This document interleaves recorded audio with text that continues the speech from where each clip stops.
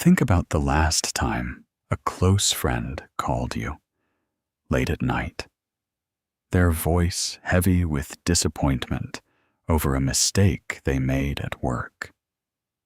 Remember how quickly you jumped to defend them. You told them it was just a bad day, that one misstep doesn't define their worth, and that they deserved grace. You stayed up past your bedtime just to listen, nodding along, making sure they knew that their value hadn't changed in your eyes one bit.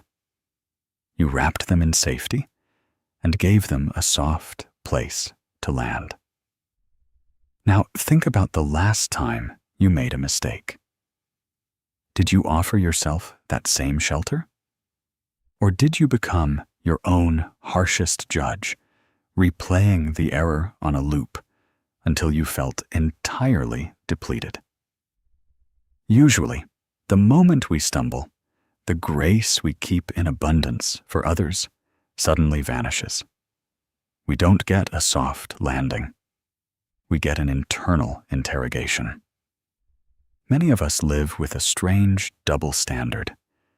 We are boundlessly generous with our patience, our time, and our emotional energy when it comes to the people around us. We anticipate their needs, smooth over their rough edges, and make sure they feel seen. We pride ourselves on being the friend who always shows up, the coworker who fixes the problem, the sibling who remembers every birthday and coordinates every gathering. We treat the emotional well-being of others as our pure direct responsibility. But when the focus shifts to our own lives, we find empty cupboards. We look inside for comfort, for quiet, or for validation, and find that we have given it all away. There is nothing left on the shelf for us. We have starved ourselves of the exact same care we use to keep everyone else fed. It is a quiet, heavy kind of exhaustion that sleep cannot fix. It is the exhaustion of living as a ghost in your own home, making sure every guest is comfortable while you sit alone in the dark. Think about how it feels to walk through your day carrying this profound deficit. You smile, you offer kind words, you hold doors open, and you listen intently to the struggles of your loved ones. But your own heart is running on absolute zero. You feel like a well that everyone draws water from, yet no one ever thinks to check if the well is running dry. Least of all, you. You have trained the world to believe that you are self-sustaining, that you do not need the very things you provide so freely to others. You have become a master at hiding your own hunger behind a mask of total capability. But underneath that mask, the hunger is real, and it is deep. It is a hunger for your own validation, a deep craving to hear your own voice say, "I see you. I know you are trying, and you are doing enough." We tell ourselves that we will take care of our own needs later, once the project is finished, once the friend is comforted, once the house is settled, or once everyone else is happy. But that later never actually arrives. The baseline keeps shifting. The demands keep growing. And we keep pushing our own seat further and further back from the table. We treat our own self-care as a luxury we have to earn, rather than a fundamental necessity for survival. We act as if our capacity to love is an endless resource that doesn't require replenishment, forgetting that even the most generous river will turn into a dry bed if it never receives rain. Before we begin exploring how to shift this balance, I invite you to pause. Let's stop the running just for a single moment. Take a deep breath, a real one, the kind that fills your lungs completely and lets your shoulders finally drop away from your ears. Let's set an intention together. Let's make a quiet promise right here that we are going to start treating ourselves like someone we actually love. Leave a message in the comments right now that says, "I am worthy of the same kindness I give away." Do not just type it out. Let the words sit with you. Feel the weight of them.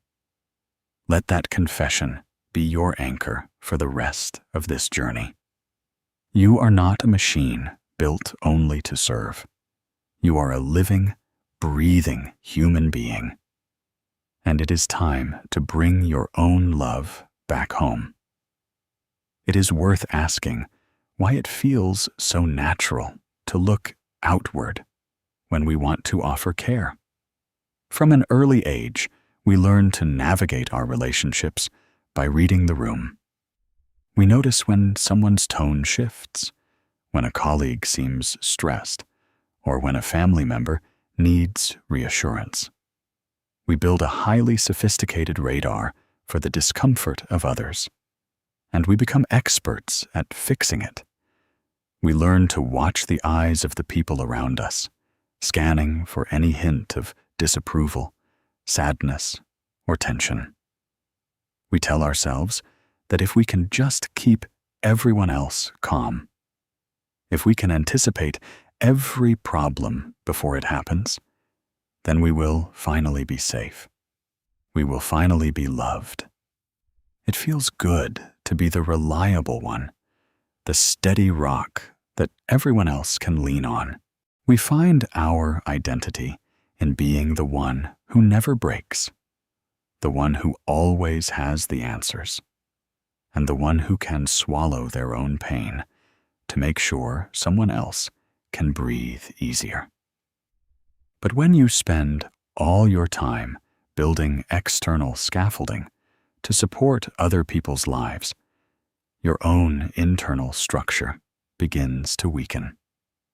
You are spending all your emotional bricks to build houses for everyone else, while your own walls are left unfinished, exposed to the cold wind. You might find yourself exhausted at the end of every afternoon, not because you were physically active, but because you spent hours carrying the emotional weight of conversations, managing reactions, and striving to make things perfect for everyone else. It is a brutal, invisible labor. You are constantly adjusting your volume, your needs, and your personality just to match what you think others expect from you. You become a chameleon of compassion, changing your colors so frequently to soothe the world that you eventually forget what your true color even looks like. This structure of overgiving isn't accidental. It's an old habit we rely on because looking inward can feel unfamiliar or even uncomfortable. It is a system we built over years, block by block, as a way to survive and find connection. We constructed a beautiful, elaborate temple of generosity, but we built it on a foundation of self-neglect. Every time we noticed our own tiredness and chose to ignore it so we could help someone finish their project, we laid another brick. Every time we felt a deep loneliness inside, but chose to push it down so we could listen to a friend talk about their relationship for hours, we reinforced the roof. We built this architecture so well that it looks flawless from the outside, People look at us and admire our strength. They praise our kindness and tell us how lucky they are to have us. But they do not see the cracks in the foundation. They do not see that the walls are buckling under the sheer weight of everything we are trying to hold up. We stay inside this burning house of overgiving because we are terrified of what will happen if we step outside. We worry that if we stop holding everything together, everything will fall apart. We fear that if we show our true turd faces, the people who love us for our utility will suddenly walk away. So we keep giving, even when we are down to our very last drop of energy. We give from a place of absolute lack, trading our peace for their comfort, our time for their validation, and our health for their approval. We have made ourselves entirely indispensable to everyone else, while making ourselves completely disposable to ourselves. This is the heavy price of the architecture we built.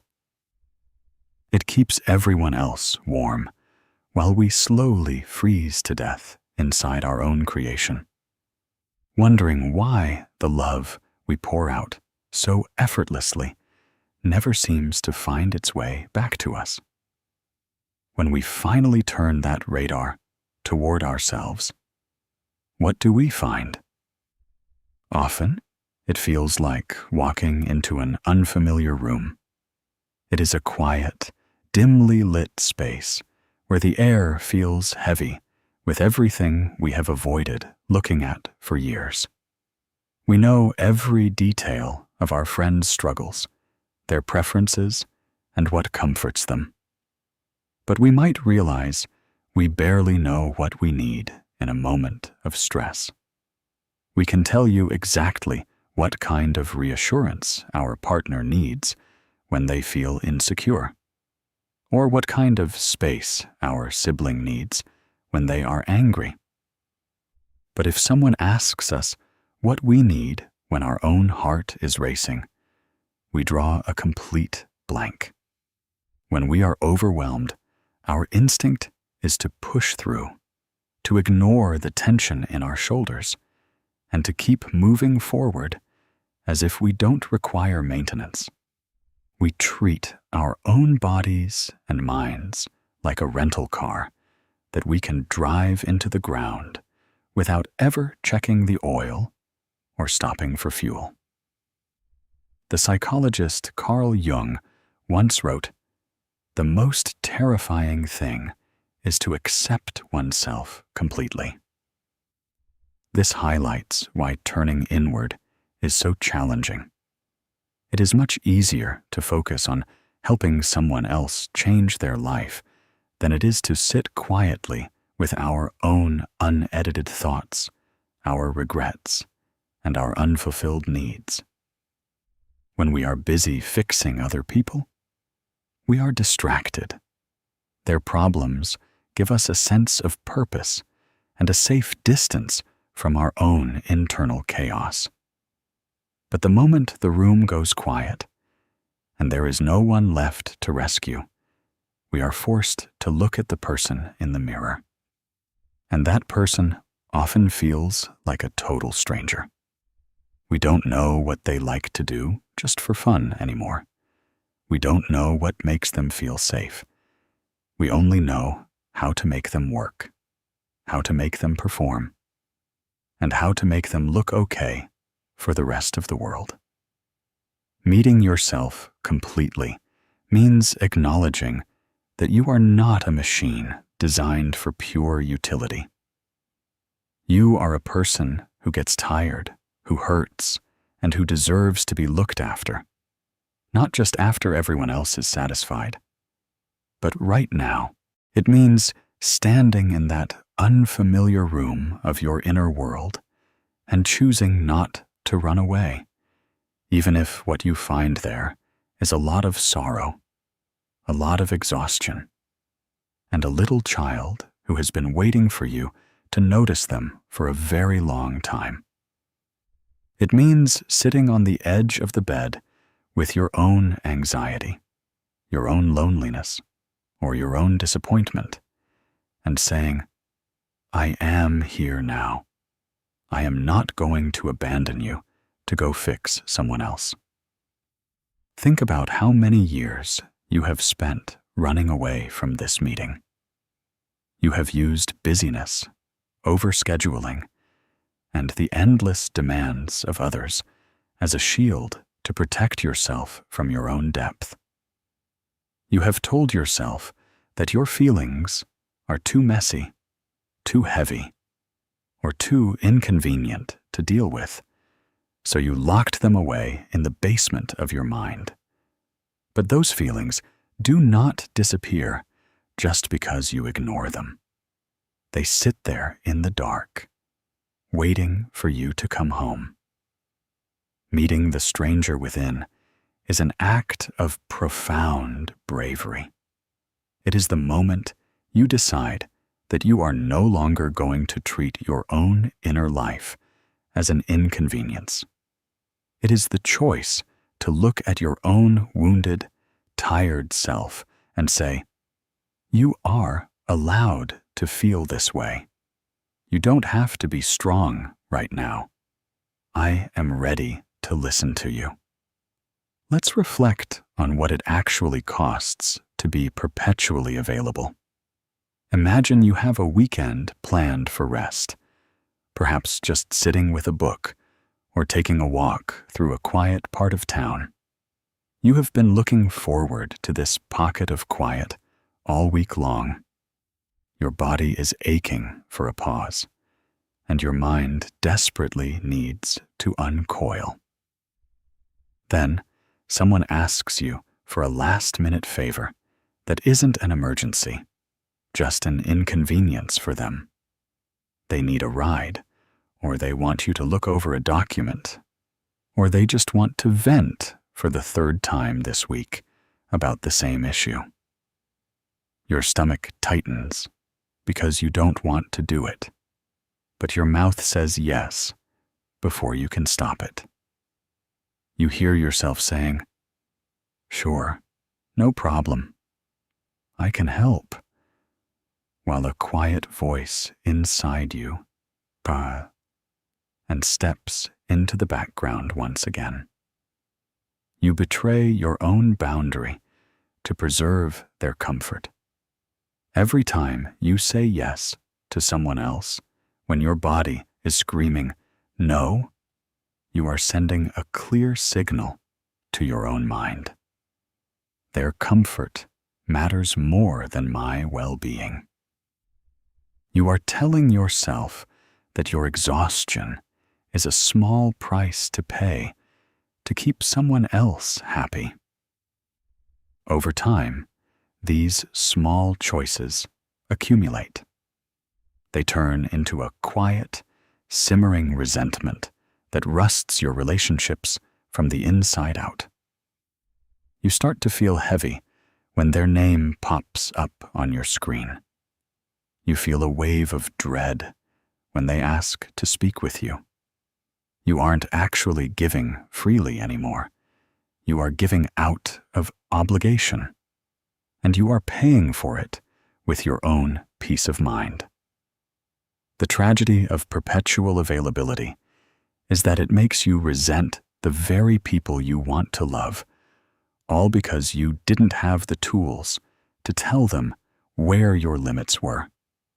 Think about how much of your life has been bartered away in these just silent transactions.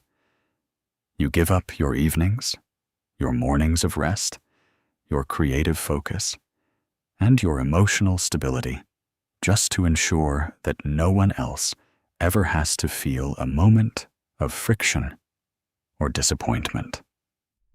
You become an emotional cushion for the entire world, softening every blow for everyone else while your own edges get battered and bruised. We tell ourselves that this is what it means to be a good person. But true goodness doesn't require you to destroy yourself in the process. When you are always available, people learn to take you for granted. Not because they are malicious, but because you have never shown them that your time and energy have a cost. You have taught them that your well is bottomless, so they keep lowering their buckets, completely unaware that you are scraping the dry mud at the very bottom. The cost isn't just a loss of time. It is a loss of self. When you are constantly on call for the world, you lose the ability to hear your own internal rhythm. You don't know when you are truly hungry, when you are truly tired, or what genuinely brings you joy, because your system is always tuned to someone else's frequency. You live in a constant state of low-level alarm, waiting for the next request, the next expectation, or the next crisis you need to solve. This hidden price is too high to keep paying. It drains the color from your life and leaves you feeling like a spectator in your own existence. It is time to realize that saying no to an unreasonable demand is not an act of unkindness. It is an act of simple preservation. It is the moment you decide that your life, your peace, and your sanity are worth defending, even if it means letting someone else sit with their own discomfort for a little while. To break this cycle, we have to re-examine what compassion really means. For so long, we have treated compassion like a one-way street, a current that only flows outward from us toward the rest of the world. We have been taught to look at the suffering of others with soft, open hearts. But the moment we look at our own pain, our hearts turn to stone. Compassion is not a finite resource that runs out if you use it on yourself. It isn't a pie where giving yourself a slice means someone else gets less. It is not a limited reservoir where every drop you take for your own healing is a drop stolen from a friend, a partner, or a child. True compassion must be a complete circle. If it excludes you, it is incomplete and ultimately unsustainable. If your kindness does not include yourself, it is not true kindness. It is a form of performance, a way to keep people happy so they won't see how broken down you really are. Consider how different your mornings would feel if you used your initial energy to ask yourself a simple question. What do I need today to feel grounded? Think about the relief of waking up and not immediately scanning the horizon for everyone else's problems. Instead of immediately organizing your mind around the tasks, demands, and moods of the people you will encounter, you establish your own baseline first. You check in with your own spirit before you check in with the world. You give yourself permission to sit with your coffee or tea, to look out the window, and to simply exist without a purpose or a deadline. This isn't about ignoring the world. It's about ensuring you have a solid foundation to stand on before you try to support anyone else. It is about realizing that you cannot pour from an upside-down, shattered cup, no matter how desperately you want to feed the people around you. Shifting the lens of compassion means changing the way you speak to yourself when things go wrong. It means replacing the harsh, critical voice in your head with the voice of an old, gentle friend who knows everything about you and loves you anyway. When you drop something, when you run late, or when you fail to meet an expectation, shifting this lens means pausing the automatic wave of self-punishment. It means placing a hand on your chest and saying, "This is hard right now, and it's okay that I'm struggling. I am allowed to be human." It means looking at your flaws not as crimes that need to be punished, but as tender places that need more room to breathe. When you turn compassion inward, you stop treating your sensitivity as a weakness and start treating it as a signal that you need care. Imagine the freedom of living in a world where you are allowed to hold on to your own light. For years, you have been giving away your matches to keep everyone else warm, while you sat freezing in the dark. Shifting the lens means realizing that your warmth is allowed to stay inside your own home first. It means understanding that you are just as deserving of a gentle look, a soft word, and a patient pause as any stranger or loved one you meet on the street. When you begin to practice this, the entire landscape of your life changes.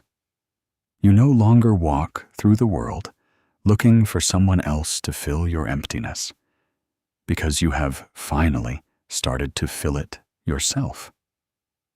You become a safer place for yourself to live, a sanctuary where you can finally rest without fear of judgment. The moment we begin to prioritize our own needs, an old, familiar voice usually speaks up, calling us selfish. It is a cold, cutting voice that stops us right in our tracks, making us feel like we are committing a crime just by choosing to rest or stay home. We have been conditioned to believe that self-sacrifice is the highest form of goodness. From our earliest days, we saw the people around us praised for running themselves ragged. We admire people who completely give themselves away, viewing their burnout as a badge of honor. We tell ourselves that to be a beautiful soul, we must be entirely empty, letting others take until there is nothing left. Because of this, when you start setting boundaries, you will likely feel a wave of guilt. You will feel like you are abandoning the people who count on you, even if all you are doing is taking an hour for yourself to breathe and remember who you are. But let's look closer at that guilt. Carl Jung observed, "Everything that irritates us about others can lead us to an understanding of ourselves." When we feel guilty for taking care of ourselves, it usually reveals how deeply we have tied our self-worth to being useful. It shows us that we have built an internal rulebook that says we only deserve to exist if we are solving a problem, fixing a crisis, or easing someone else's burden. If we aren't actively solving a problem or helping someone, we worry we have no value. We become terrified that if we stop doing, people will realize there is nothing about us worth keeping around. This fear drives us to keep overgiving, using our helpfulness as a shield to protect us from the terrifying thought that we might not be enough just as we are. Recognizing this pattern is the first step toward changing it. Caring for yourself isn't selfish. It is an act of simple preservation. Think about the difference between being selfish and choosing self-preservation. Selfishness is taking from others to build yourself up at their expense, without any regard for their well-being. Self-preservation is simply holding on to the light inside you so that you don't disappear entirely. It is keeping enough fuel in your own engine so that you don't break down on the side of the road. When you look at it clearly, you realize that the most generous thing you can do for the people who love you is to take care of yourself. When you are deeply depleted, the help you give isn't actually a gift. It is a heavy obligation. You are giving out of scarcity. And underneath your smile, there is a quiet resentment building up because you are starving. But when you feed your own heart first, your presence becomes a genuine sanctuary for others. To confront this fear, you have to be willing to sit with the discomfort of the guilt. The guilt will come. It is an automatic response from a system that has been trained to put everyone else first for decades. When it arises, you don't have to fight it or let it change your mind. You can simply look at it and say, I feel guilty right now because I am breaking an old habit. But that doesn't mean I am doing something wrong. You can choose to let the guilt sit in the room with you while you still choose to rest. Over time, as you practice this, the voice that calls you selfish will begin to lose its power. You will realize that you do not need an excuse, a reason, or a doctor's note to take care of your own life. You are a human being, not a resource to be mined until it is empty. Your life has value, even when you are doing absolutely nothing for anyone else. How do we practically begin turning love inward? It starts with what we can call internal hospitality. Imagine you are hosting a guest in your home. If they arrived at your front door, soaked from a sudden downpour, shivering and exhausted, you wouldn't leave them standing on the porch. You wouldn't demand that they explain why they got caught in the rain, or lecture them for forgetting an umbrella. You would open the door wide. You would wrap a warm blanket around their shoulders, make them a hot drink, and pull up a chair by the fire. If they told you they were tired, you would show them where to rest. If they were thirsty, you would bring them water. You wouldn't question their right to feel tired, or demand that they justify their thirst. You would simply accept their human needs without judgment, making sure they felt entirely safe and welcome in your space. Can you extend that same basic hospitality to your own emotional state? Think about how you usually treat yourself when you are the one caught in the storm. When you feel a wave of anxiety, instead of scolding yourself for being anxious, try saying, "Of course I feel anxious right now. It has been a demanding week. Let me sit quietly for a few minutes." For most of us, our internal doorway is guarded by a harsh critic who cross-examines every emotion that tries to surface. When sadness arrives, we tell it to hurry up and leave because we have too much work to do. When disappointment or grief knocks, we lock the door and pretend we aren't home, terrified that if we let those heavy emotions in, they will take over the entire house. But when you practice internal hospitality, you stop viewing your own difficult feelings as disruptions or flaws. When you feel disappointed, Let yourself feel it without immediately trying to intellectualize it away. Treating your own feelings as valid guests rather than disruptions changes your relationship with yourself entirely. Imagine the profound relief of finally welcoming yourself home. It means when you stumble, or when the weight of the world feels too heavy to carry, you become a sanctuary for your own hurting spirit.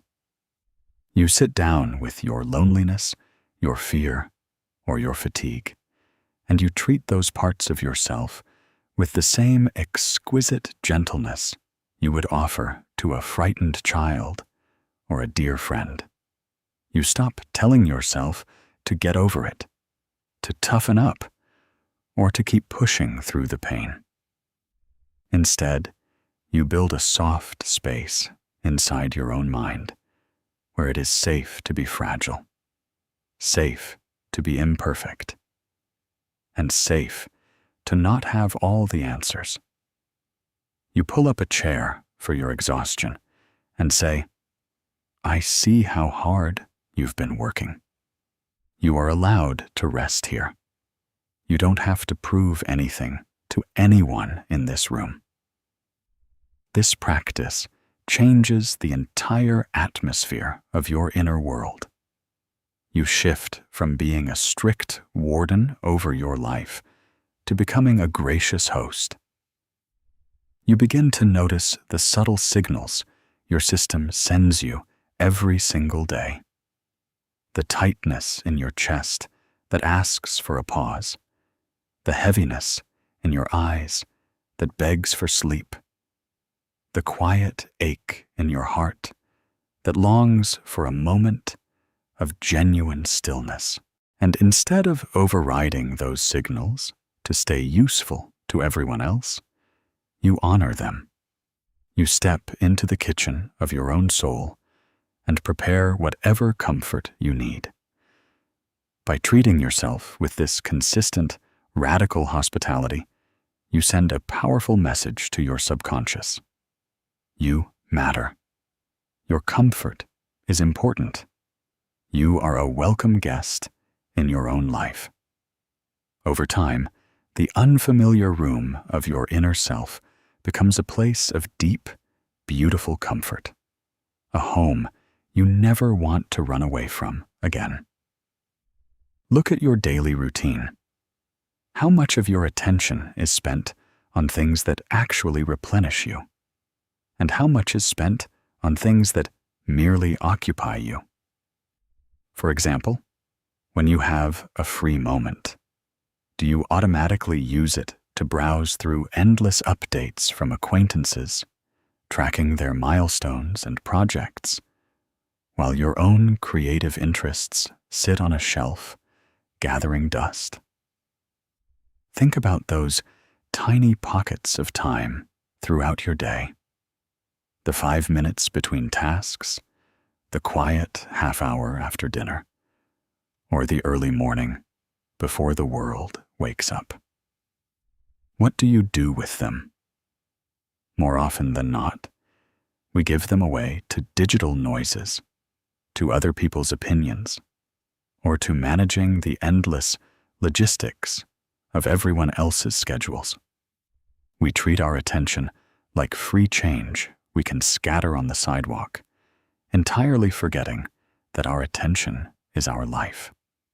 Where your attention goes, your life goes. Reclaiming your attention means deciding that your own inner world is interesting and worthy of cultivation. It means setting aside time to engage in activities purely for the joy of them, without needing them to be productive, useful, or praised by anyone else. Think about how much pressure we put on ourselves to make every single second count. If we take up a hobby, we feel like we have to master it. If we read a book, we feel like it needs to be an educational text that makes us better at our work. We have allowed the mentality of utility to colonize our quietest moments. Reclaiming your time means rebelling against that pressure. Whether it is spending an hour writing in a private notebook, listening to a piece of music without doing anything else, or simply resting without an agenda, these are the moments where you actively pour love back into your own life. Imagine the sheer relief of reclaiming just a small fraction of your day and building a wall around it that no one else can cross. It means looking at your phone when it rings and choosing to let it go to voicemail because you are in the middle of a quiet sunset. It means telling a loved one, "I want to hear all about your day, but I need 20 minutes to sit quietly by myself first so I can fully listen to you." It means choosing your own presence over the constant distraction of the world. For years, you have treated your time like an open field where anyone can wander in, pitch a tent, and demand your energy. Reclaiming your time means putting up a beautiful, soft boundary and declaring that this space belongs to your healing. It is an acknowledgement that your thoughts, your creativity, and your rest are deeply valuable resources that deserve to be fiercely protected. When you begin to pull your attention back from the outer horizon, you will notice a strange thing happen. The world does not fall apart because you weren't watching it for an hour.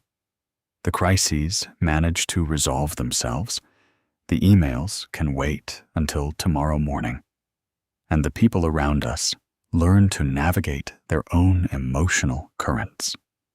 You are finally released from the exhausting duty of being the world's witness. You get to step back into your own skin. You start to remember what your own voice sounds like when it isn't responding to a request. You discover what your mind wants to wander toward when it isn't tethered to a checklist. This is not a selfish withdrawal from the world. It is an act of radical reclamation. By choosing where your focus goes, you are choosing to exist. You are choosing to stop starving your own soul of the one thing it has always needed from you, your absolute, unhurried presence. When you stop starving yourself of your own care, you give up the rigid role of being the fixer. You break out of the small, suffocating box that society or your own history built for you. The box that says you must always be the strong one, the healer, the steady anchor who never drifts. For years, you have worn that identity like a heavy suit of armor, terrified that if you took it off, people would see how fragile you really are underneath. You allowed yourself to be defined by your utility, believing that your only worth came from what you could carry for others. But you are not an emotional pack animal, and you were never meant to carry the weight of the world on your own shoulders. You allow yourself to be a multi-dimensional human being. You are allowed to be strong and capable on Tuesday, and completely overwhelmed on Thursday. Think about the immense freedom of letting go of that perfection. You don't have to keep a perfectly composed exterior for the benefit of the world. You don't have to smile when your heart is breaking, or say you are fine when you are actually falling apart. You are allowed to be a beautiful, messy contradiction. You can be deeply wise and still be figuring your life out day by day. You can be a deeply loving parent, partner, or friend, and still need a whole day away from everyone just to hear yourself think. You can be incredibly ambitious and still need to spend an entire afternoon doing absolutely nothing without feeling a shred of guilt. When you accept your multidimensional nature, you stop apologizing for having limits. You stop treating your sadness, your anger, or your tiredness as failures of character. And you start seeing them as natural, beautiful expressions of a whole human soul. This shift liberates not only you, but also the people around you. When you stop overgiving to manage how others see you, you allow your relationships to become more honest. For a long time, your relationships might have been based on an unequal dynamic, you giving and them receiving. You thought this was the only way to keep them close, but it actually created a subtle barrier between you. Because you never showed them your pain, they never truly knew you. They only knew the version of you that served them. When you step down from the pedestal of the tireless fixer, you invite others to meet the real you. People no longer have to walk on eggshells around your unspoken exhaustion. They no longer have to wonder when your hidden resentment will finally boil over. They get to meet the real you, a person who knows their limits, respects their own energy, and speaks their truth with gentle clarity. Imagine how much lighter your chest feels when you give yourself permission to simply drop the act. You don't have to perform your goodness anymore. You don't have to earn your place on this earth by constantly overextending your spirit. You are allowed to just exist, to change your mind, to have bad days, and to be a work in progress.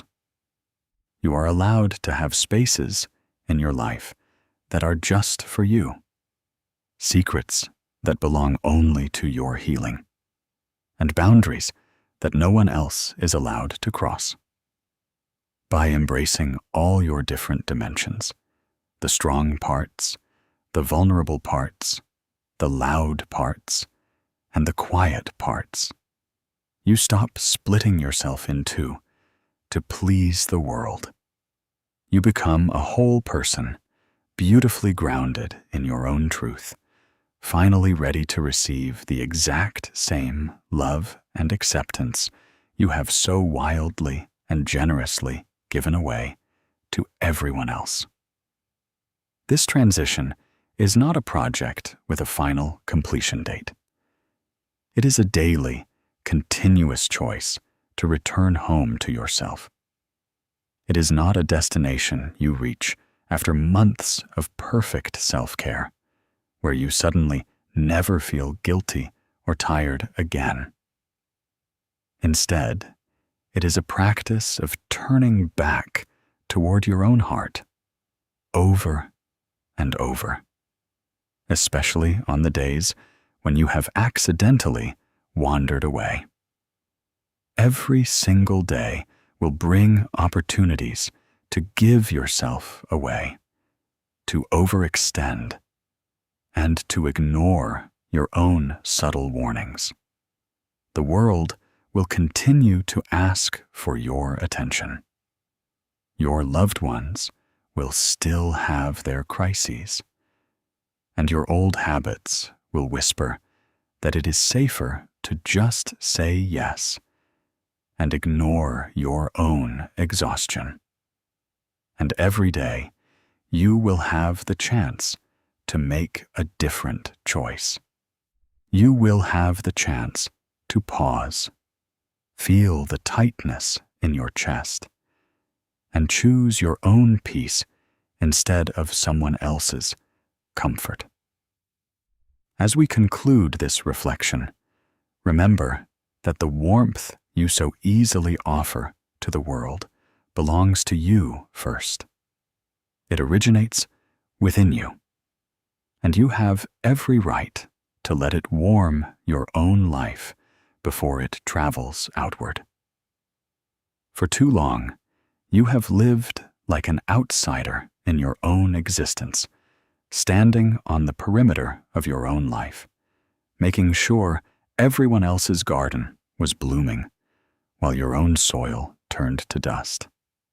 Coming home to yourself means stepping through your own front door, turning on the lights, and deciding that you are finally ready to live here. It means looking at your tired eyes, your worn-out spirit, and your heavy heart, and saying, "I am so sorry I left you alone for so long. I am back now, and I am staying." It is the moment you stop waiting for someone else to come along and rescue you, because you have finally realized that you are the person you have been waiting for all this time. Be patient with yourself as you learn this new rhythm. It takes time to rewrite years of overgiving, and it takes time to dismantle the old, heavy scaffolding you built to keep yourself safe. There will be days when you stumble back into old patterns, days when you say yes when you meant to say no, and days when you catch yourself listening to that old, harsh critic in your mind. When those moments happen, do not use them as an excuse to punish yourself. Treat that stumble as just another opportunity to practice the very internal hospitality you are learning. Shake the dust off your shoes, offer yourself a gentle word of understanding, and gently guide yourself back to the path. But each time you choose your own peace, each time you honor a boundary, and each time you offer yourself kind words after a setback, you are stopping the starvation.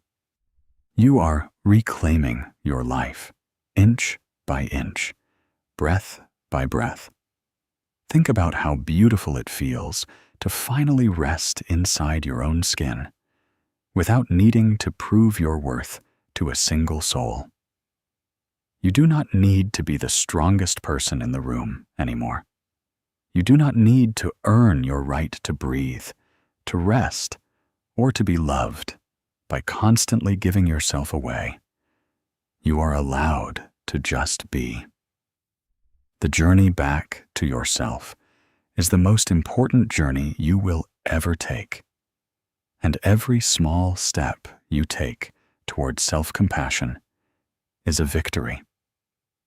The well inside you is starting to fill with fresh, clean water again, not for everyone else to drain, but for you to drink from first. The next time you feel the urge to pour out all your love into the world while leaving your own cup empty, remember this quiet space we shared. Take a deep breath, listen to your own internal rhythm, and turn that beautiful, healing light directly inward. You are finally giving yourself the love you have always deserved. Welcome home. We have traveled through the landscapes of our own self-neglect, looking closely at the scaffolding, the hidden cuts, and the deep, silent hunger we carried for so long. It is not easy to stand before the mirror and realize that the one person we forgot to care for was ourselves. But acknowledging that emptiness is the exact moment the starvation begins to end. You are no longer running away from your own inner room. You are standing on the threshold, ready to look after the person inside. As you step back into the flow of your daily routine, the world will undoubtedly test your new boundaries. The old habits will whisper, trying to pull you back into the familiar role of the tireless fixer who swallows their own pain to keep everyone else steady. When those moments arrive, remember that you cannot pour from an empty vessel, and you cannot draw water from a well that has run dry. Your love is not a currency you must spend to buy your right to exist. It is a living spring, and you deserve to drink from it first.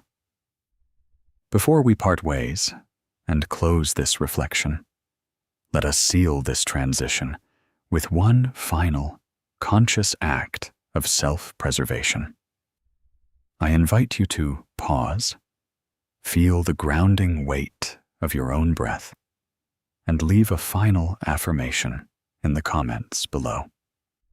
Type out these words and let them echo deep within your mind. My peace is a priority, and my love belongs to me too. Let that statement be your written covenant, a gentle shield you can look back on whenever you feel the urge to give yourself away. You are finally bringing your warmth back home. Sleep deeply, breathe fully, and remember to look after yourself with the exact same tenderness you have always offered to the rest of the world. You are worthy of your own embrace. Welcome home.